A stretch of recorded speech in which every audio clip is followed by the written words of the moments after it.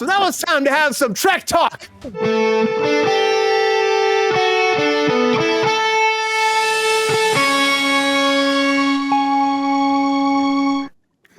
So Star Trek, everybody, Star Trek news is moving forward.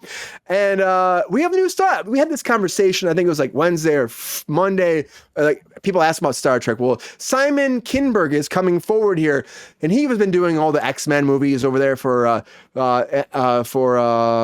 Fox before they merged over. He directed Dark Phoenix, but now he has been signed on to take over the Star Trek franchise at Paramount. Now, of course, they're still up in arms about who's gonna fucking, be in charge of Paramount at the end of the day. But Simon coming in, he has a whole idea that's gonna change and revolutionize the Star Trek franchise. So this next movie that he's directing, it's taking place at a different time.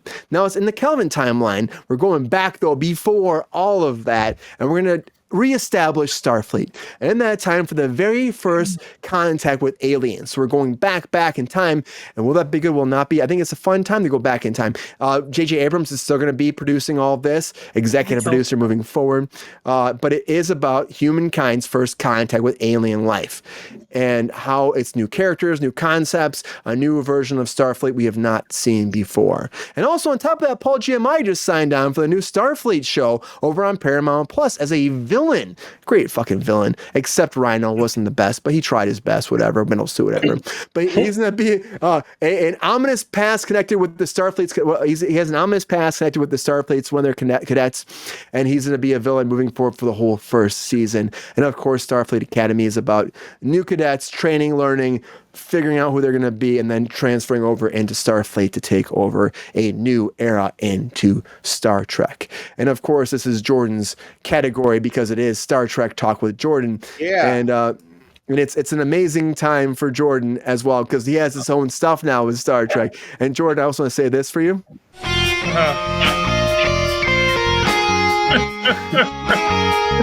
So Jordan, you are next on the Star Trek Price is Right. Price is Right. How do you feel about Star Trek's revolutionary path into greatness, into the future, into the zipping into the future of Starfleet? Is this gonna be good? Is this gonna be fantastic? Or is Paramount done? Dude, this might be a crash and burn. Oh, you think so?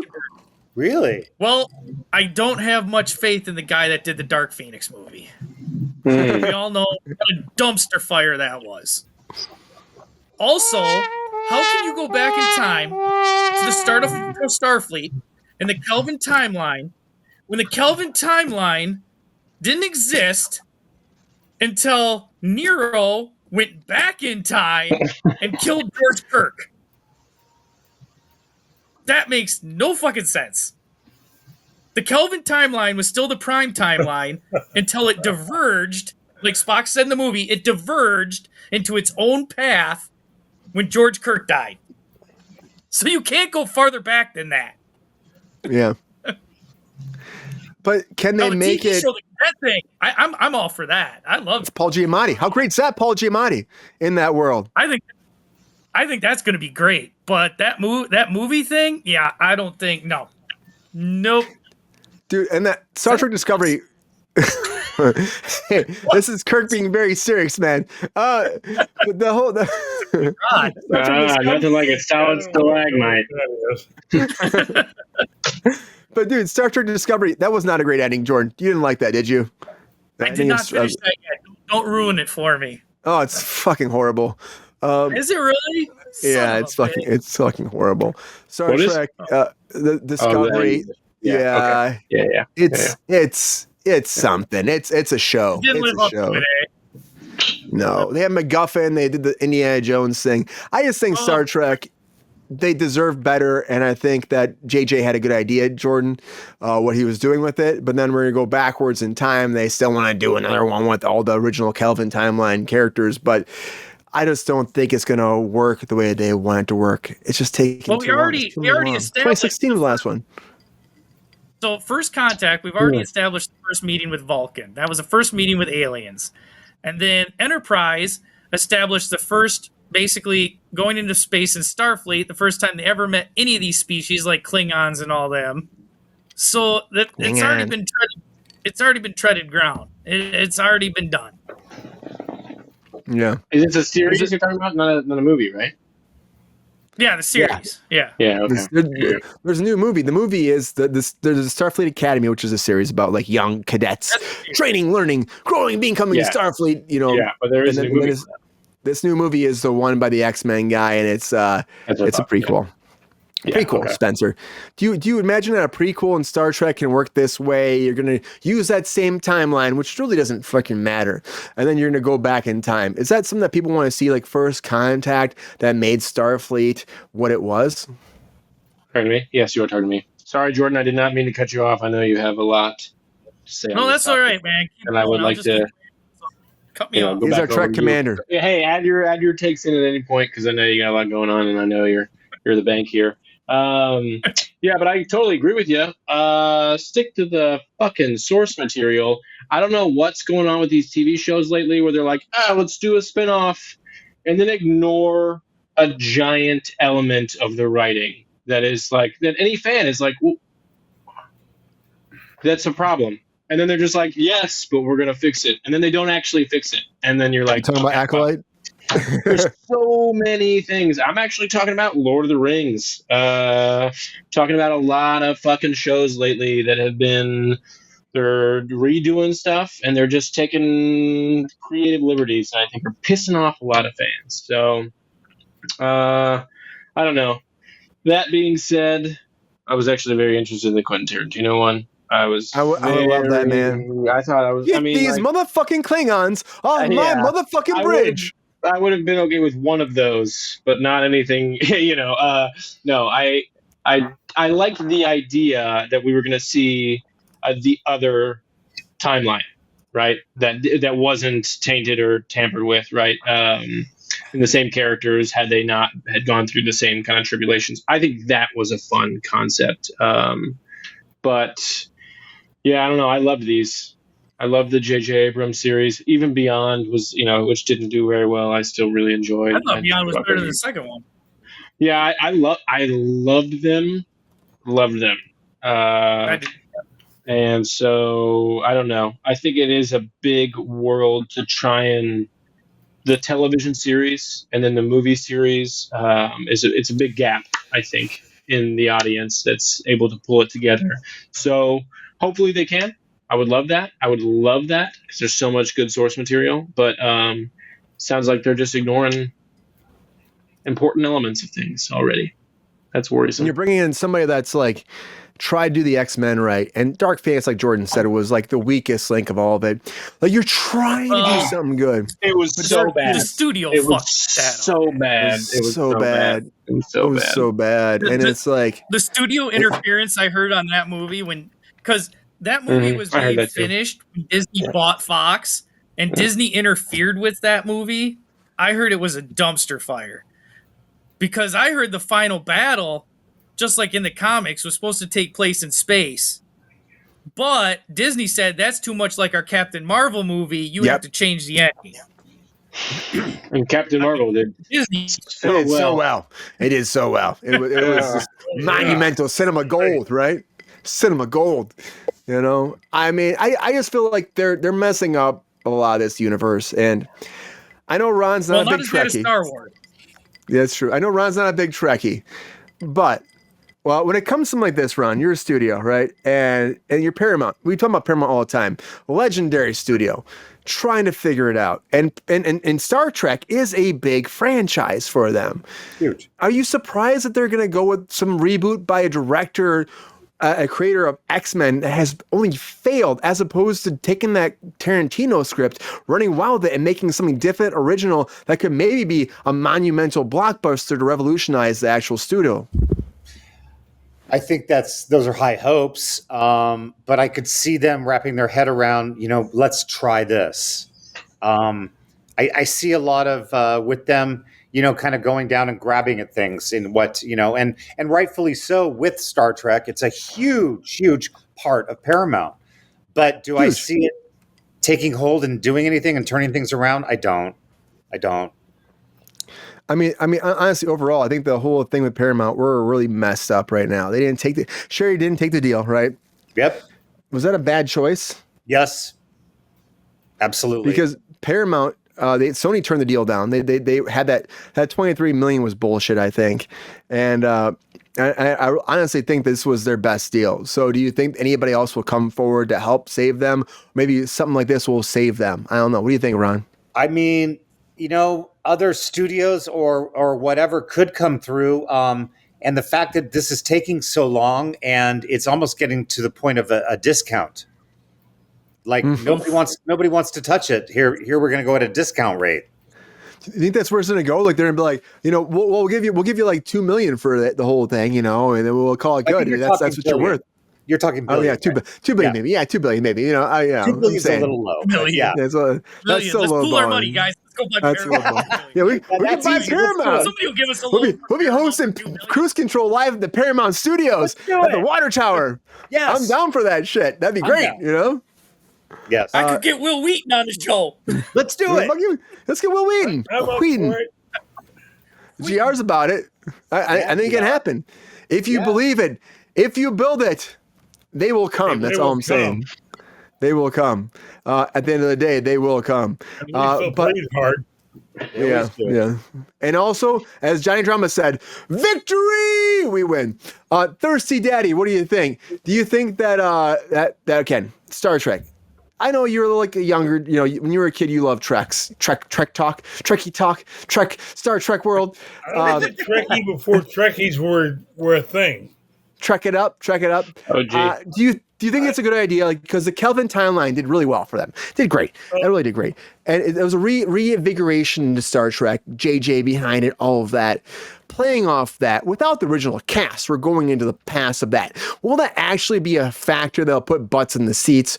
Or is this just them reaching at bullshit, hoping that people are like, oh, it's all multiversal connected. So you should watch it. That's not going to work. Is it, GR? How do you feel about this? Is that going to work? No fucking way. As two of my predecessors already said, they're skipping all of the previous movies and series and just ignoring it. We already know how First Contact was made. We know what the first star drive was. I mean, it was all in one fucking movie. Come on. You can't go back and rewrite the history. Or you can if you want. They do. They've already done it, though. They've tried to do it. They did the whole Kelvin time. They did the same thing. It doesn't work. What? You deprive people like me remember the originals and go, fuck you. Yeah. With Peppy. With Peppy? You said fuck you with Peppy? No, I said I'm using Peppy as a... You know what I'm talking about, Brian. Just got to respect the source material. That's it. Yes. First Contact is still considered the best Star Trek movie ever made. I mean, you had James are Cromwell they as the greatest actors in the world? No, but Nimoy with this changed television. True that. That wasn't 100% anywhere. An actor came up with something on his own and did that. And changed television history. And revolutionized everything. Yeah. And now people are like... And that's why I say you can't ignore history. Can I do it?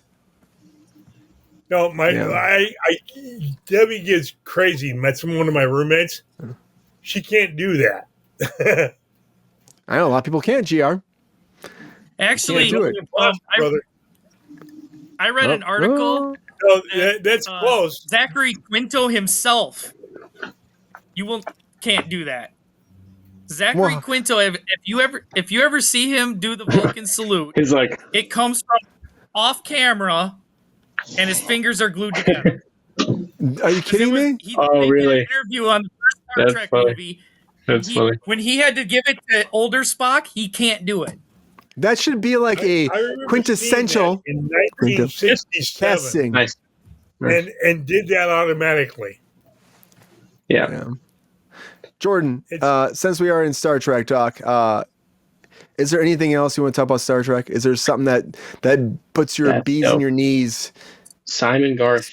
Well, I got to say, Simon Garth knows Star Trek. coming with his shit in. Your name. I gotta say, Simon Garth knows his Star Trek too. He said Nimoy invented the nerve pinch, and he's right. Because in the original series, he was just supposed to knock somebody out.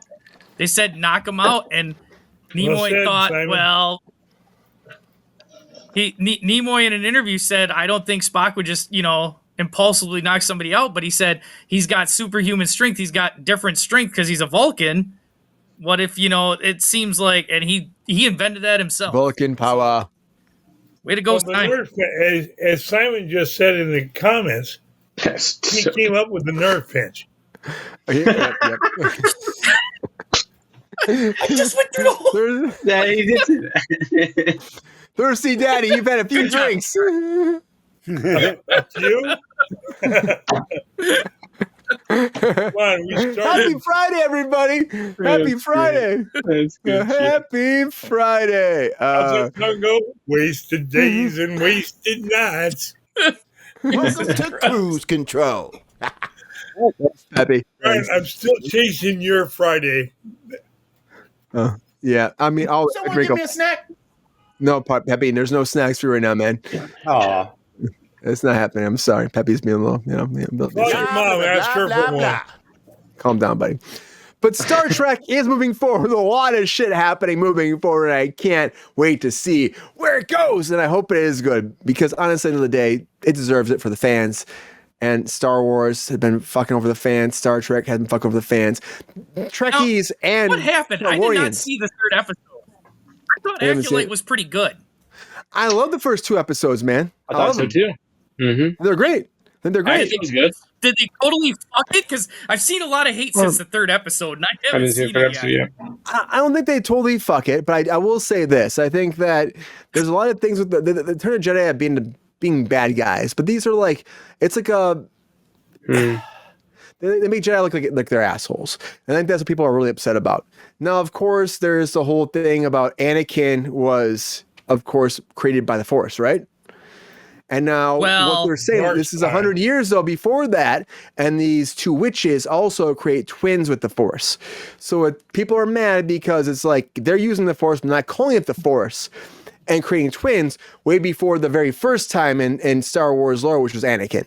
And that's what people are mad about. Well, and also, they're calling the Force a thread. I hate to go into Star Wars talk now, but there is a theory out there. So if you remember in episode 3, where Palpatine, who was the senator at the time, was telling Anakin about he was telling Anakin about Darth Pelagius. Pelagius. Who can bring back from the dead, right? Manipulate midichlorians to create life.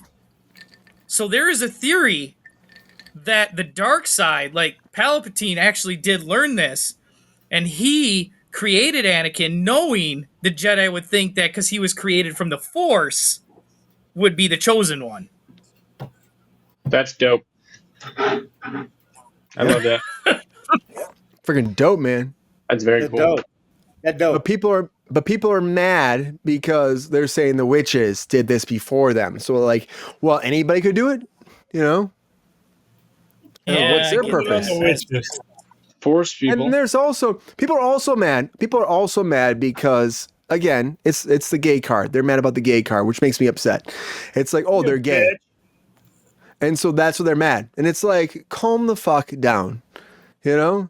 So it's whatever. Even when they do it, I think it's very tasteful the way they do it. But then again, these writers, they give the writers, again, the writer of the whole project, the showrunner, was Harvey Weinstein's assistant. So going into that, you're going to get fucking hate. You know what I mean? Going into it, you're going to get hate. You know, that's right away. That, and a lot of fans are jumping on the actors. Assistant, though, right? One of the main actors did an interview. His fault. Everything's his fault. I know, but there's hate though because of that. Yeah. And it's like, Ron, can somebody just be like associated with that person so much so that everything they do is just like horrible? Yeah. It's just because once you hear Harvey Weinstein's former assistant, you're just like, oh, yeah, they're on the same page. Yeah. That's a really hard one that he's going to have to like shed. It's going to be hard. Mm-hmm. It's tough. And Kathleen Kennedy still hired her, you know, and then on top of that, and then they're saying that she's pushing a lesbian agenda, which is what people say online. This is not me. That's what I hear. And I think it's just too far.